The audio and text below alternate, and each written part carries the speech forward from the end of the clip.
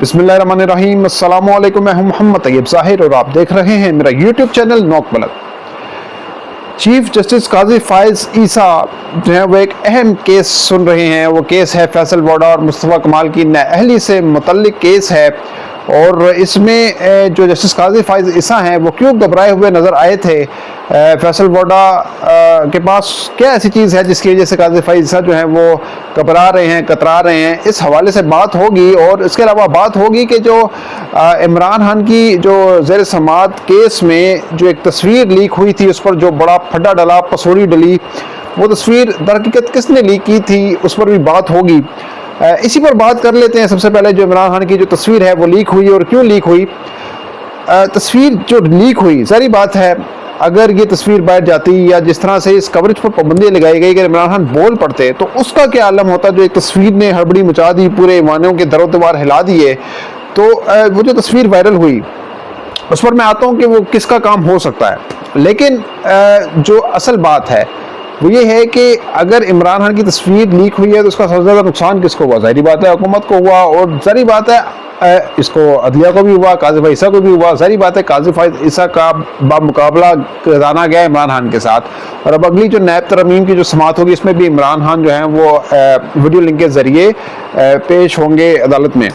तो आप देख रहे हैं कि उनको वहाँ पर बोलना दिया जाता नहीं दिया जाता। नायब तरमीम केस के अंदर ज़ाहिर बात है जो ये ओपन समात थी, पूरे मीडिया में दिखाई गया इसको। लेकिन जैसे इमरान खान जो है वीडियो लिंक पे आए तो ये समात जो है वो नहीं दिखाई गई, लाइव कवरेज नहीं की गई, जिसकी वजह से जस्टिस काजी फायज साहब पर बहुत सारे सवाल भी उठाए गए और कहा गया कि किसी के इशारों पर, रातों रात किसी के इशारों पर इन्होंने इस बात नहीं दिखाई। और ताकतवरों की तरफ से जो उनको हुक्म मिलता है वो उसको बड़े अच्छे बच्चे बनकर जो है वो सरंजाम देते हैं। तो बहुत इस तरह के इल्ज़ाम लग रहे हैं। तो ऐसे माहौल के अंदर अगर इमरान खान खिताब करते, अपने दलाइल रखते, तो सारी बात है जो इमरान खान है वो महवर होते, मरकज़ निगाह होते, और जो जज थे सारे साइडलाइन हो जाते। ख़ास तौर पर काजी फायज ईसा, उनके रिमार्क्स ही नहीं आने थे। जिस तरह आते हैं ना, चीफ जस्टिस ने ये कह दिया, अतर बिन दुल्ला ने ये कह दिया, जस्टिस मुसरत हिलाली ने ये कह दिया, फलां रिमार्क्स दे दिए। तो वो सिर्फ पूरी खबर जो बननी थी ना वो इमरान खान के दलालों पर बननी थी। ये तो ऑब्वियस सी बात है। तो कभी नहीं चाहते थे काजी फायज ईसा कि ऐसा होता। सारी बातों पर साइडलाइन हो जाते, वो खबरों से निकल जाते। तो ये किस तरह की इनकी तौहीन होती। और ऑलरेडी वो इस तरह की हज़ीमत का सामना कर रहे हैं कि इमरान खान की वजह से उनको कई महाजों पर जो है वो एक तो शिकस्त, और दूसरा ज़ाहिर बात है उनको तनकीद का, सुखरी का सामना करना पड़ा। खासतौर पर जब बल्ले का छीना गया, लेकिन इसके बावजूद 8 फरवरी को जो रिजल्ट आया वो उनके गले पड़ गया। तो ज़ाहिर बात है ये सारी चीज़ें हैं, वामिल हैं, जिसकी वजह से सबसे ज़्यादा जो नुकसान होता अगर इमरान खान खिताब करते तो वो चीफ जस्टिस को होता और इसके बाद हुकूमत को होता। तो अब ये तस्वीर वायरल हुई है, इसके बारे में कहा जा रहा है कि ये तस्वीर जो वायरल हुई है ये अदलिया के किसी बंदे नहीं की है। तो अब बहुत सारी इस पर चमकोइयाँ हो रही हैं। कुछ कह रहे हैं जी कि शायद ये कुछ जजेस हैं उन्होंने की है, क्या की है ये अल्लाह आलम। लेकिन बहरहाल ये तस्वीर लीक होना कोई छोटी बात नहीं है कि खासतौर पर इतना सख्त पहरा हो, इमरान खान के इर्द गिर्द हसार हो।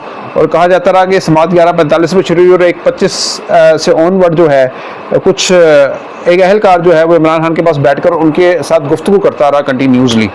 तो ऐसे माहौल के अंदर भी अगर वो तस्वीर लीक हुई है तो ये हड़बड़ी मचने वाली बात है और परेशान होने वाली बात है उन लोगों के लिए जो नहीं चाहते कि इमरान खान जो हैं वो आश्कार हों, लोगों के सामने आए, पब्लिक के सामने आए।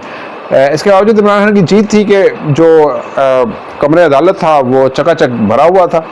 तो ये बड़ी कामयाबी है। और अब देखना यह है कि अगली समात के अंदर बोलने दिया जाता है इमरान खान को या नहीं बोलने दिया जाता, ये एक अहम सवाल होगा। अच्छा, आगे चले, यही एक अदालती एक और पेशरफ्त हुई है, एक और केस है अदालत से रेलिवेंट चीज़ है, और वो है कि जी फैसल वोडा और मुस्तफ़ा कमाल जो है उन पर तौहीन अदालत लगी है। और तौहीन अदालत मुस्तफ़ा कमाल जो है उन्होंने कहा था कि जी एक जज जो हैं वो उनको जो है वो दोहरी शरीयत वो रख सकते हैं, लेकिन एक वज़ीर आज़म को दोहरी शरीयत पर नाअहल कर दिया जाए तो ये बड़ी अजीब बात है।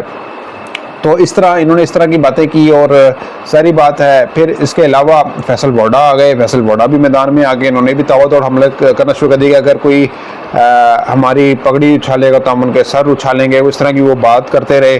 اور پھر انہوں نے اصل میں یہ ایک پٹیشن دائر کر دی تھی اور انہوں نے بابر ستار کے خلاف بیسیکلی حملے کیے. اور فیصل ووڈا کے علاوہ جو مصطفیٰ کمال انہوں نے بھی اسی طرح کے حملے کیے. توری شریعت سے متعلق انہوں نے بیسیکلی بابر ستار کی طرف اشارہ کیا.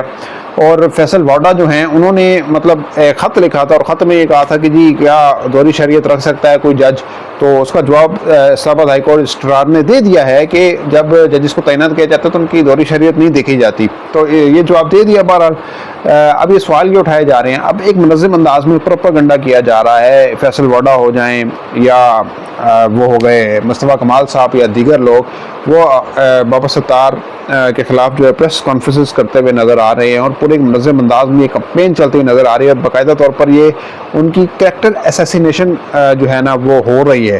اب ظاہری بات ہے بابر ستار نے ایکسٹینڈ لیا ہے. 6 خط جو ہیں وہ لکھے، خطوط لکھے اسلام آباد ہائی کورٹ کے ججز نے. ان میں سے ان کا بھی ایک خط تھا اور انہوں نے بھی لکھا اور باقاعدہ ریسنٹلی بھی انہوں نے ایک نوٹ لکھا ہے، خط لکھا، اور اس میں انہوں نے کہا کہ مداخلت ہو رہی تھی، انٹیلیجنس ایجنسیز جو ادارے ہیں وہ مداخلت کرتے ہیں پراپرلی. تو اب اس کی آڑ کے اندر یہ ایک رد عمل ظاہر ہو رہا ہے جسٹس بابر ستار کے خلاف.